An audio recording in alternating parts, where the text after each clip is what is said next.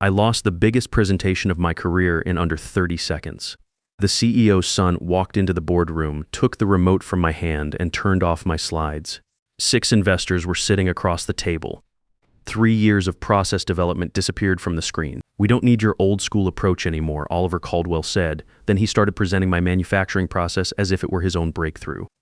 "My name is Warren Buckley, and I'm 47 years old. Until 2 days ago, I was the chief manufacturing engineer at Apex Biotech." What happened in that boardroom changed everything. The presentation had been scheduled for months. 6 executives from Patriot Capital Partners had flown in from New York to evaluate our pharmaceutical manufacturing capabilities. They weren't there for a routine update. This was about a $2.6 billion partnership to scale domestic drug production. The process I'd developed over 3 years could revolutionize how we manufacture critical medications right here in America.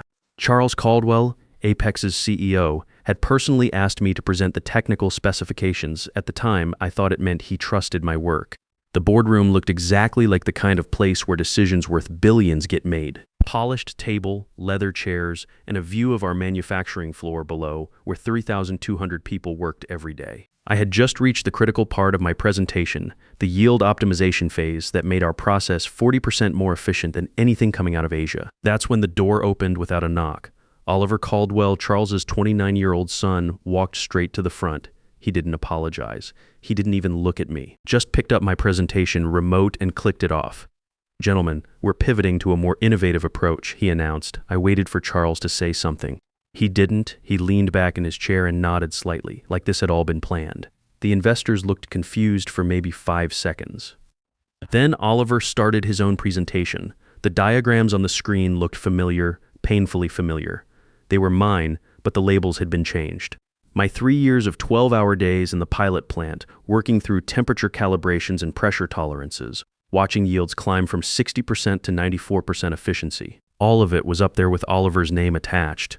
But that wasn't the worst part. As I listened to his presentation, I realized he was describing a plan to move production overseas. Strategic partnerships with Asian manufacturers, he called it. Lower labor costs, reduced regulatory overhead, those 3,200 jobs on the floor below us, gone within 18 months. I stood there trying to understand how this was happening in real time. No one interrupted. No one asked why the chief manufacturing engineer was being cut out of a manufacturing presentation. Within minutes, the investors were nodding along. One of them even stood up and clapped. I closed my laptop, forced a smile, and said, "Good luck with the implementation." Then I walked out. 48 hours later, their $2.6 billion celebration had turned into a disaster. Because the one person who actually understood how the process worked was the person they'd just humiliated in front of their investors. Let me back up 6 months. Oliver had joined Apex with the official title of VP Strategic Development. Unofficially, everyone knew why he was there. Daddy was grooming him for bigger things. Unlike the rest of us who'd spent decades in pharmaceutical manufacturing, Oliver's background was in business consulting. He'd never run a production line, never troubleshot a batch failure at 2 a.m., never felt the pressure of keeping medicine flowing to hospitals that needed it. But he became very interested in my work. At first, it seemed harmless. He'd ask technical questions about throughput rates, about quality control metrics, about how we maintain sterile conditions at scale. I thought he was trying to understand the business better. "Could I review your process documentation?" he asked one afternoon. I handed over the summary reports. A week later, he wanted more detailed specifications, then the pilot plant logs, then my personal engineering notebooks. That should have been a red flag. Those notebooks contained 3 years of troubleshooting, small adjustments, observations that only made sense after running hundreds of batches. The kind of know-how that takes years to develop and minutes to steal. One night, I returned to the plant to check on a temperature-sensitive batch. The building was nearly empty. When I got to my workstation, something felt off. My desk drawer was slightly open. My notebooks were inside, but not arranged the way I'd left them. I pulled the security footage from that evening. Oliver had been in my workspace for nearly an hour, photographing every page of my process notes. Watching that footage, I wasn't angry. I felt like an idiot. He hadn't been trying to understand the science. He'd been studying it, learning it, preparing to claim it. From that moment, I started keeping the critical details to myself. The process worked, but only if you knew the precise timing for catalyst introduction, the exact pressure settings for each phase, the temperature curves that took months to optimize. Those details never made it into any official documentation. They stayed in my head. The morning after the investor presentation, I went to the plant to clear out my desk, but when I walked into the manufacturing wing, something was wrong. The production floor was too quiet. Normally by 7 a.m. we'd have 3 lines running, technicians monitoring quality specs, supervisors coordinating shift changes. Instead, people were standing around in small groups, talking quietly. Jerry Walsh, our floor supervisor for 15 years, walked over. "Warren, we've been trying to run your process since yesterday afternoon. It keeps failing." I looked at the nearest production monitor. Error codes flashed red across the screen. Batch 4C471, quality failure. Batch 4C472, yield below specification. Batch 4C473, process abort due to temperature deviation. "How many failures?" I asked. 12 consecutive batches, Jerry said quietly. "Nobody can figure out what's wrong." That's when Charles Caldwell's voice echoed across the floor. "Warren, my office, now." Charles was standing by his window when I walked in, looking down at the production floor where our people were trying to figure out why everything had stopped working. "What did you do to the process?" he demanded. "I resigned," I said. "Nothing more. The team can't reproduce your results. The investors are coming back tomorrow for a live demonstration." I leaned against his conference table. "That sounds like a problem." The door opened. Oliver walked in, and for the first time since I'd known him, he didn't look confident. "You sabotaged it," he said. "Why would I do that?" "Because you're angry about the presentation." Charles stepped forward. "The investors expect to see a working demonstration tomorrow morning. They're talking about pulling the entire deal." I nodded slowly. "Yesterday you made it clear you don't need my old school approach." Neither of them answered. I picked up my box of personal items and headed for the door. "Good luck with the demonstration." As I walked across the plant floor, another alarm started blaring. Batch failure number 13. Some of the line workers looked at me with expressions I'd never seen before, not anger, fear. They understood what this meant better than management did. Charles showed up at my house that evening. I watched his black sedan pull into my driveway and knew this conversation was coming. "We need to talk."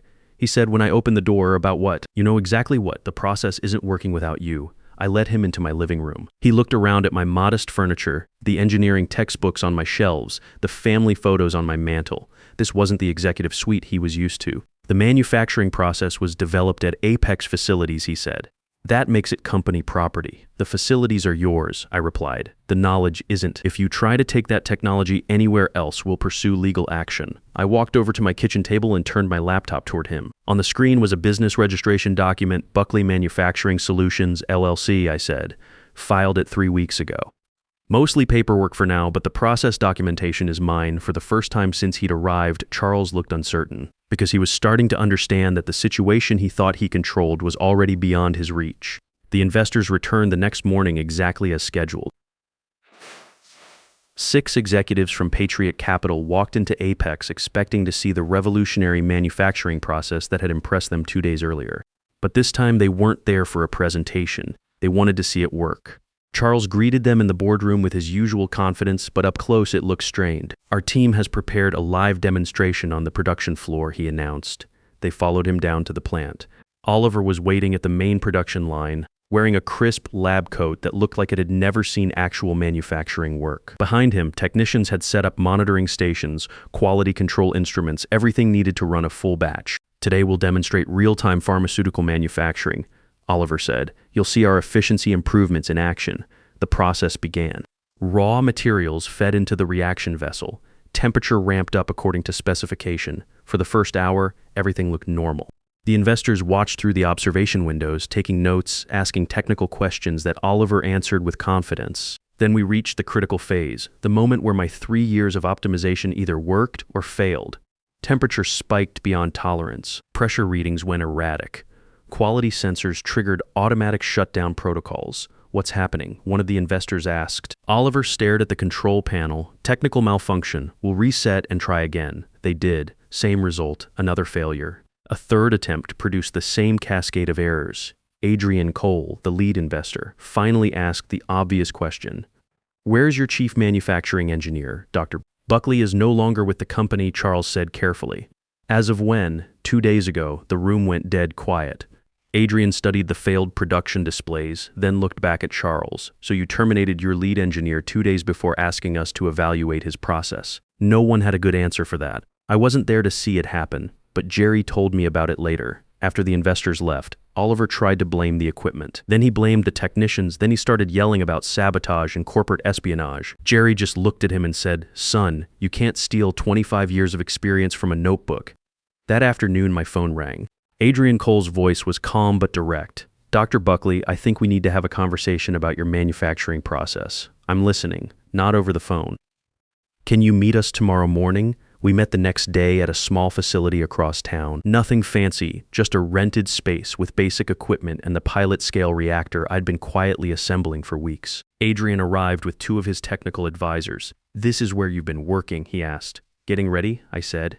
I walked them through the same process Oliver had tried to demonstrate, same raw materials, same initial conditions. But when we reached the critical phase, I made the adjustments that 3 years of experience had taught me. Catalyst timing shifted by 30 seconds. Pressure relief at precisely the right moment. Temperature curve adjusted based on batch composition. The reaction proceeded smoothly. Quality indicators stayed within specification. Final yield, 94.3% efficiency. "Run it again," Adrian said. We did. Same result. Perfect yield, no failures, production metrics that exceeded anything being manufactured overseas. Adrian finally looked up from the data, "So the process works." "Yes. But not at Apex, not without me." The room fell silent because every investor there understood something that Apex management had missed. The presentation they'd applauded wasn't the technology. The technology was sitting right in front of them. "We'd like to discuss funding," Adrian said. "Full-scale domestic manufacturing. Are you interested?" 3 days later, I signed the biggest deal of my life. Not the $2.6 billion that Apex had lost, but something better. A partnership that would build American pharmaceutical manufacturing from the ground up. Real jobs, real production, real independence from overseas supply chains. Within a week, Patriot Capital had made their decision. The partnership with Apex was terminated. Instead, they offered to fund my new operation. Not just the pilot facility, but full-scale domestic manufacturing. American jobs, American innovation, American pharmaceutical independence. The news hit Apex like a freight train. I heard about it from Jerry, who called me the day after the announcement. "Warren, you should see this place," he said. "Half the management team is in emergency meetings. The other half is updating their resumes. What about the production floor? That's the thing. We're still trying to run your process." 17 failures in a row now. They brought in consultants from 3 different companies. None of them can figure it out. I felt bad for the line workers, but not for management. They'd made their choice. 3 months later, Buckley Manufacturing Solutions employed 127 people and was producing medications for government stockpiles. The facility wasn't much to look at from the outside, a converted warehouse in an industrial park, but inside, we were running the most efficient pharmaceutical production in North America. Jerry was my first hire. He knew quality control better than anyone I'd ever worked with, and he understood what we were building, not just a company, but a statement. American manufacturing could compete with anyone in the world when you combine the right process with the right people. "This feels different," Jerry told me. One morning, as we watched the first full production run, at Apex, we were just trying to hit numbers. Here, we're making something that matters. He was right. Every batch we produced went to strategic medical reserves, hospital systems, or research institutions. When supply chains got disrupted by global crises, our medications were still flowing to the people who needed them. 6 months after that, we'd expanded to 340 employees and signed contracts with major hospital systems across the Midwest. The waiting list for our products was 6 months long, not because we couldn't produce enough, but because everyone wanted the reliability that came with domestic manufacturing. The day we announced our first federal contract, made at $800 million over 5 years for critical drug manufacturing, I got a call I wasn't expecting, Warren. It was Jerry's voice, but he wasn't calling from our facility, Jerry. "Where are you?" "Still at Apex." "Well, for about 5 more minutes. They just announced they're closing the plant, all 3,200 jobs. Moving production to Malaysia." I wasn't surprised. Oliver's overseas partnership plan had proceeded exactly as he'd outlined in his presentation. Lower costs, reduced oversight, maximum profit margins. Everything except the manufacturing expertise that made it actually work, Jerry. "You still interested in running a production floor? Are you offering?" "We're expanding again. New facility, need an experienced supervisor who knows quality. When do I start?" "How about Monday?" By the end of the year, 67 former Apex employees were working at Buckley Manufacturing. We weren't just making medicine. We were proving that American manufacturing could compete with anyone in the world. Better quality, faster delivery, and when supply chains got disrupted by global crises, our medications were still flowing to the hospitals that needed them. The second facility opened 18 months later, then a third. Each one employed between 150 and 200 people, mostly from communities where manufacturing jobs had disappeared over the past decade. These weren't minimum wage positions. These were skilled manufacturing jobs with benefits, training programs, and career advancement. I started getting calls from other engineers, other companies, other investors, people who'd watched what we built and wanted to be part of it. Not just the profits, but the mission. Bringing pharmaceutical manufacturing back to America, the vindication came in an unexpected way. During a congressional hearing on pharmaceutical supply chain security, I was invited to testify about domestic manufacturing capabilities. The committee room was packed with industry executives, government officials, and reporters. Dr. Buckley, the committee chairman, asked, in your opinion, what are the strategic risks of relying on overseas pharmaceutical production? I thought about Oliver's presentation, about those 3,200 jobs that had vanished, about the empty production floor at Apex. Senator, when you control the manufacturing process, you control the supply. When someone else controls the manufacturing process, you're dependent on their priorities, their stability, their willingness to keep producing what you need. And domestic manufacturing can address those concerns. It already is. Our facilities produce 2.3 million doses per month of critical medications. Quality rates exceed 99.7%. Delivery times average 72 hours to anywhere in the continental United States. We're not dependent on shipping schedules, foreign regulations, or international politics. After the hearing, a reporter approached me in the hallway. Dr. Buckley, there are rumors that your former company tried to recruit you back. Any comment? I smiled. I'm exactly where I need to be. What I didn't tell the reporter was that Charles had called me 6 months earlier. Apex was struggling. The Malaysian facility had quality problems, regulatory issues, supply chain disruptions. They were hemorrhaging money and losing contracts. Warren, we made mistakes, Charles had said. Maybe we can work something out. Charles, you didn't make mistakes. You made choices. There's a difference. The board would authorize a significant compensation package. Full control over manufacturing operations. Whatever you need, I already have what I need. That was the last time we spoke. 2 months later, Apex announced they were selling their remaining assets and dissolving the company. Oliver, last I heard, was facing a congressional investigation into technology transfer violations. Turns out photographing proprietary manufacturing processes and sharing them with foreign competitors raises national security questions. Charles retired quietly. No press conferences, no golden parachute announcements, just a brief statement about pursuing other opportunities. As for me, I'm still doing what I've always done, manufacturing critical medications, training the next generation of engineers, and proving that American innovation doesn't need to be shipped overseas to be profitable. Sometimes the best revenge isn't dramatic. Sometimes it's just doing your job better than anyone thought possible and letting the results speak for themselves.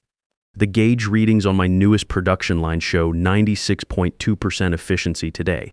That's a personal best. The temperature curves are perfect, pressure tolerance is optimal, and yield rates that would make any engineer proud. More importantly, 450 American families have good-paying manufacturing jobs because someone decided that expertise matters more than politics. But this story isn't just about one company or one process. It's about what happens when we stop accepting that good jobs have to go overseas, that innovation belongs to whoever has the best connections, that experience doesn't matter as much as a fancy presentation. 3 years ago, I thought loyalty meant keeping your head down, doing good work, and trusting that the company would take care of you. I learned the hard way that loyalty is a two-way street.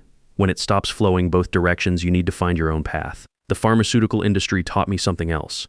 When you control the manufacturing process, you control more than just production. You control quality, delivery, reliability, and ultimately whether people get the medications they need when they need them. That's not just business, that's responsibility. Today, Buckley Manufacturing Solutions operates 4 facilities across 3 states.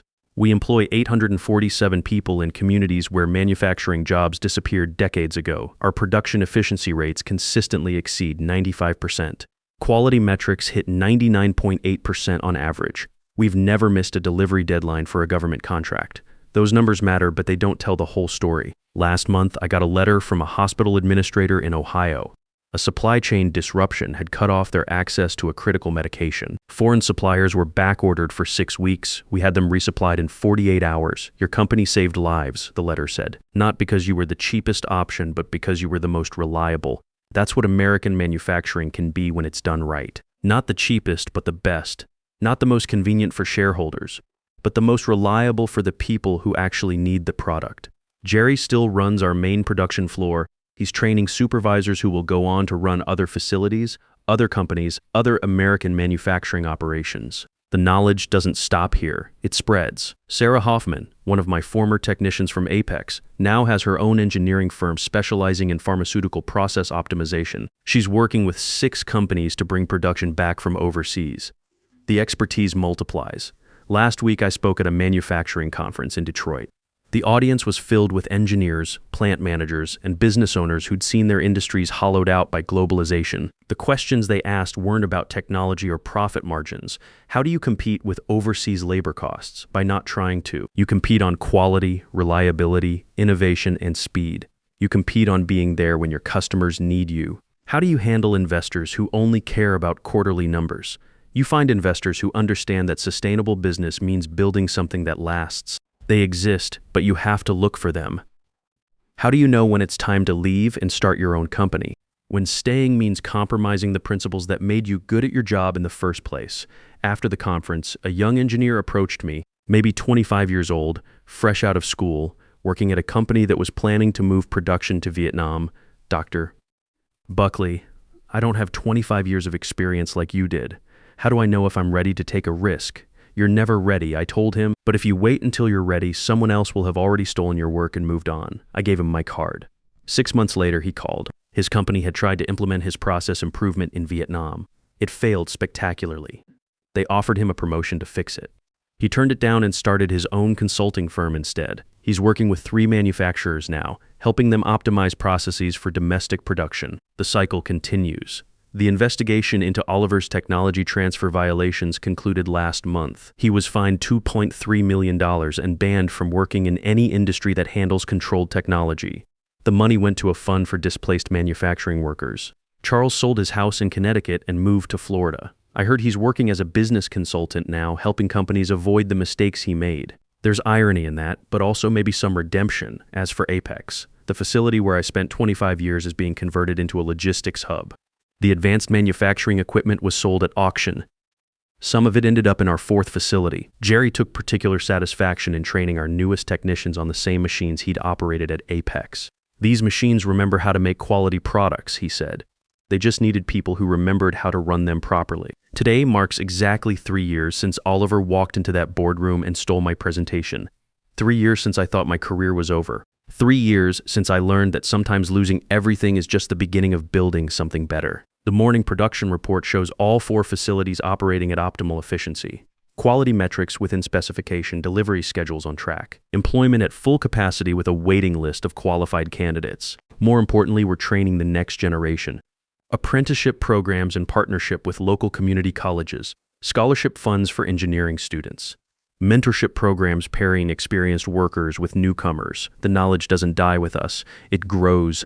I started this story talking about losing the biggest presentation of my career, but I didn't really lose it. I just discovered it belongs somewhere else. Somewhere it could do more good, create more value, support more families, and prove that American manufacturing isn't dead. It was just waiting for people who believed in it enough to take the risks that innovation requires. Listen, if you're reading this and you've ever felt like your experience doesn't matter, like your expertise is disposable, like loyalty is a one-way transaction, you're not alone. And you're not powerless.